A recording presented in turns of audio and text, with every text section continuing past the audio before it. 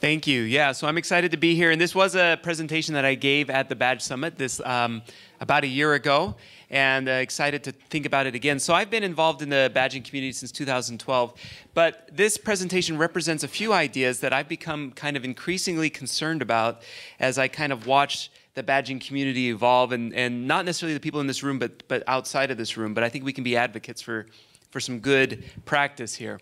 So I start this out by thinking about education. Everybody says that education needs to change, educational institutions, the educational system.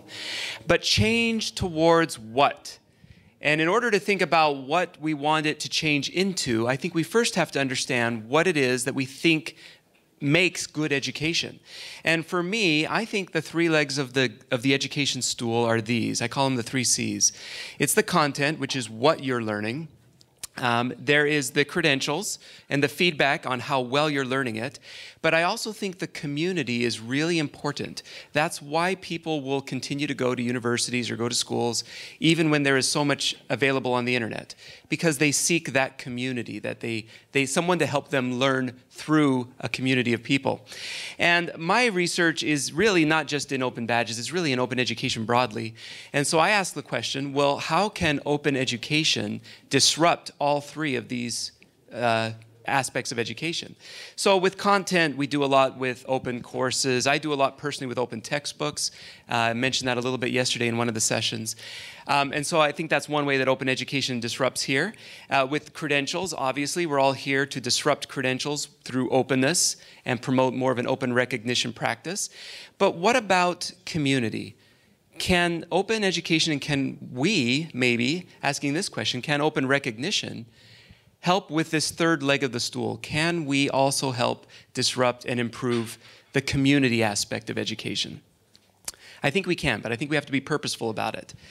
And one of the things that I've become concerned with as I've watched the development of like micro-credentials and things like that particularly, is they're so skill-focused.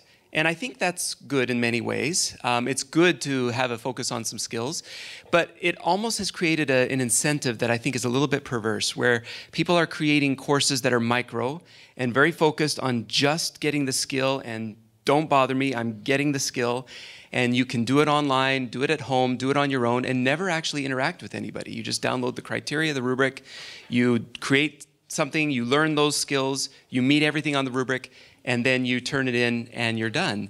And I think we're missing that community aspect that I think is really an important part of learning.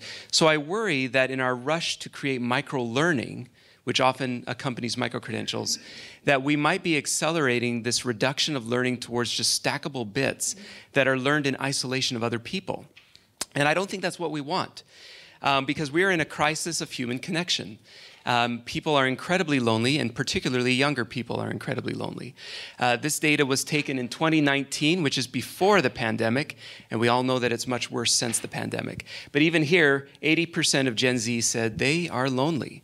So we don't want to be creating an educational system where people are doing more on their own and less with each other. That's not what we want. We need education where we are connecting with each other, and we need our credentials to push us to make connections rather than push us to learn on our own. And so how do we do that? Well, my proposal is that I think we can be intentional about badges that build communities in 4 different ways. And so recognition that asks you to actively build a community. You get recognized for building the community. Recognition where the learning can only happen through the community. It can't be done on its own. Recognition that is bridging communities, so connecting 2 different kinds of communities together, and recognition where you are endorsed by the community. We had a great session on that a couple hours ago, and I think that can be a part of it as well. But all of these would be ways of using recognition to force people to work together as they do their education. So maybe a couple of just quick examples. Do I have time for a couple quick examples? All right, really quick. Well, and we can talk more about this later, but recognition for building community, there can be things for if you are a mentor, if you perform service, if these are ones, if you support other people, supporting your fellow students from Ghent University. So there can be badges and recognition for that kind of a thing. And I think there's different kinds. We don't want to be recognizing people for just being in a community, but for their engaged participation in a community. So what they do in that community for other people, the leadership they show, the mentoring they show, the loyalty they've shown to the group. I think data analytics could help with that. Recognition that bridges communities. Noah Geisel talked a little bit about this, but briefly about this idea of bridging K-12 with business partners through involving a feedback loop with the business partners. I think that's great.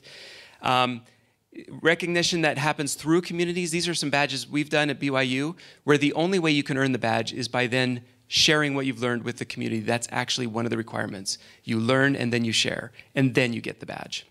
So to wrap it up, talk to me if you're interested. There's my link as well if you want to endorse me.